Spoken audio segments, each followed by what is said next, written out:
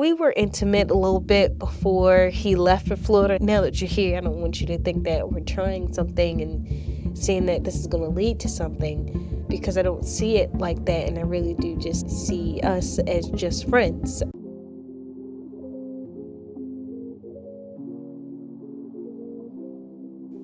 Hello, and welcome to my 11th episode of I'm Just Sharing with Shaunda. Welcome back, and welcome, whoever you are.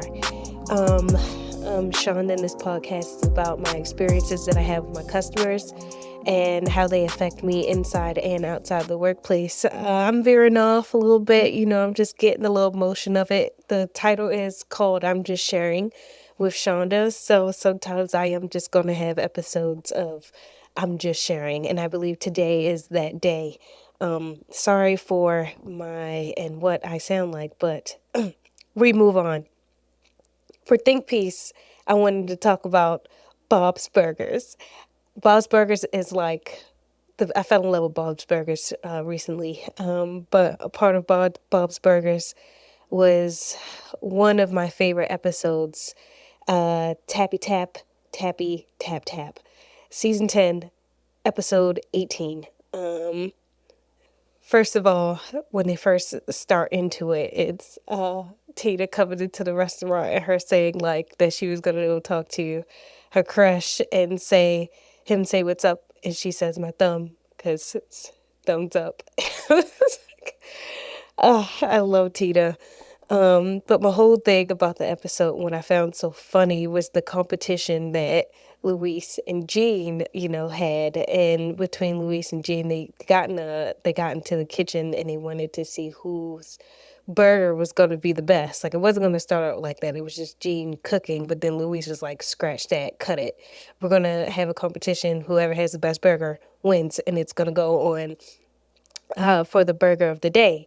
And I just thought about how competition, like I said, I always appreciate competition. It's just great between kids, right? And it's like, oh, cool.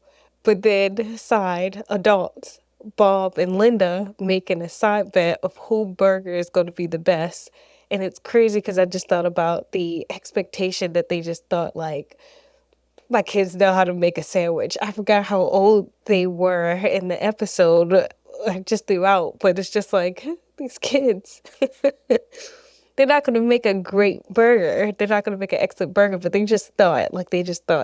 I had to switch over to Tina because, like, with Tina, and I think how all of us do now, we always, of course, judge books by their cover, unfortunately, but we also, like, with judging books, we put like a whole story in our head, and that was like the whole episode of Tina, like tippity tap tap tap, her friend Josh being in the,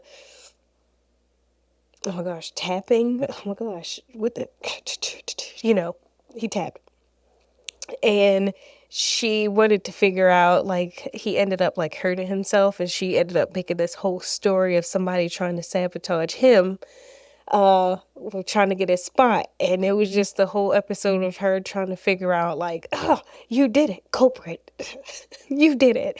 And it was just funny because it's true that we just make up so many things in our heads and we just run with it, and then it's just not the case. It's really not the case. I've had that a couple of times where I made a whole story up in my head, and sometimes it's really, really bad, like negative trigger warning, but negative is like when my sister goes out. We have Find My iPhone on, of course, but like sometimes, it's not really all that great. I ended up calling her. She didn't answer the phone, and when she doesn't answer the phone, I assume things. So I'm like, shit, I gotta go. She's probably somewhere with somebody, and who knows, they drugged her. She took a drink, she got drugged, she got taken. Those kind of things that happen and pop in my head, and I hate it because I just hate it. I don't want to think about it. I don't want to think like that, but it ends up like that. It's also with my mom. With mom, it always comes down to somebody not answering the phone. Let me just say that. As soon as you don't answer the phone, because I don't really see why you don't answer the phone. Okay, with me, I don't answer the phone because I'm with customers. And sometimes I don't quickly send a text saying like, hey, I'm with a customer. oh, I'll call you right back. Stuff like that. Stuff like that. So when you don't do that, it's like, okay, gonna try not to assume the worst right now. She's just with somebody. But that somebody could be a killer. That somebody could be somebody who really likes her and is into her, and that she just wants this time to be to herself, and I have to trust this. It ends negative, like I try to do, like it starts negative and then it goes to positive thinking, and then when I get the call back, I'm like, oh, so happy that you answered the phone finally, all that good jazz. So happy that, you're talking to me now. So is that worse? I think it just happens with, like, I mean, it could happen with anybody, but I try not to think the worst. I try not to think the worst when it comes to that. It's pretty bad. But yeah, that whole episode was just Tina, like, just trying to figure out who sabotages. Nobody who sabotaged anybody. He sabotaged himself. He didn't click the thing down. Back to the parents though. So they came out with these burgers, and the burgers were just burgers that they made. They got like licorice and gum and had olives and all that other stuff in there. And they tried it. It was like, it's quite good of a taste, and it's all that good jazz. It just made me think how parents have to lie to their kids because they don't want to hurt their feelings. And I don't know now, with it being 2023, that it's different. You tell the kids the truth. Like, let me just sit you down and let's talk about that this just isn't good, that this isn't good. But on the episode, it's just like, yeah, kids. And they had to set it up as a tie because they didn't want to tell that both burgers were horrible, that it was just disgusting. But they say, let's end it off in a tie. And it's so funny because Louise is like, you cowards. She could never pick one. And then Teddy walks in, and Teddy is like a friend of Bob's, but like slash uncle. But he was like, oh, Teddy, like, you're here. You're going to be the one, the deciding factor of this. And he's like, oh, okay, cool. As soon as Teddy took a bite of the first burger, it's Luis's burger, he was like, oh, ew, who would make this? It's just sad. Your dad's creation, and his burger's like, give me the other burger so I can try that one. He tries that one. Oh my gosh, this is completely disgusting. Like, disgusting. And I'm like, oh my gosh. Teddy, I started busting out laughing because we all need that friend. We all need that friend to tell the truth. And it's funny because Bob had to correct him and Linda, like, because, they're kids, and, we have to tell them that the burgers are good. He's like, oh, yeah, right. Both of them are too good. We're going to leave it off as a tie. And he's just like, oh, and the kids were like, oh, I was a little worried there. I thought you were serious. He was dead ass serious. Like, he was dead ass serious about those burgers being disgusted. I couldn't take it. I was dying. Bob's Burgers like really had me. I have a couple other episodes that really, I don't know, that was just hit. They was just, Bob's Burgers is amazing. I fell in love with it. Yeah. At the end, I forgot the story of what I was going along with this. Oh, okay. Back to Tina. So after she just made up this whole thing, she actually ended up telling Josh that she really did just like him as a friend. And both of them like agreed that both, like, they were both telling each other at the same time that they liked each other as a friend. And it was funny because I actually recently had this conversation to my friend. He came from Florida. We were intimate a little bit before he left for Florida, and now that he's back, we ended up going out, and it was a nice time out. But then, I don't know, like, we spoke to each other on the phone about this, but it wasn't really in depth before about, like, how I really do. I think that we should just be friends.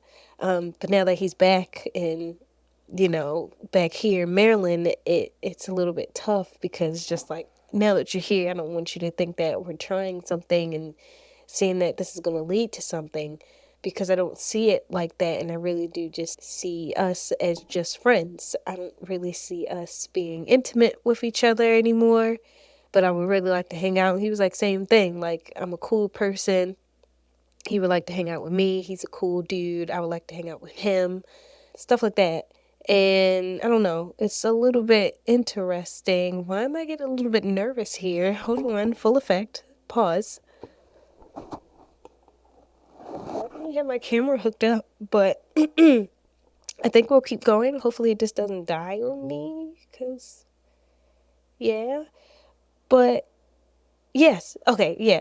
But the conversation that I had with him was just pretty interesting, about, like, how we should just remain friends. And who knows what that's going to lead into, if he gets into a relationship and I'm just still around and all that good jazz, because a lot of people don't think that a platonic relationship can happen at all between a guy and a girl, and I feel that it is. I am a very trustworthy person, I would say. I never really maybe this is a story. I do have a story about that, but I do have to talk to friends to make sure that I can disclose that story. But I don't want to be painted in a certain light that I can't be a platonic friend at all, because I can be. It happened before, it can happen again, and I know it can. But moving on to my random thought. My random thought, as every other person at work and everybody on the world will probably say, that a time at work seems to be very slow, and then when you're off, it's just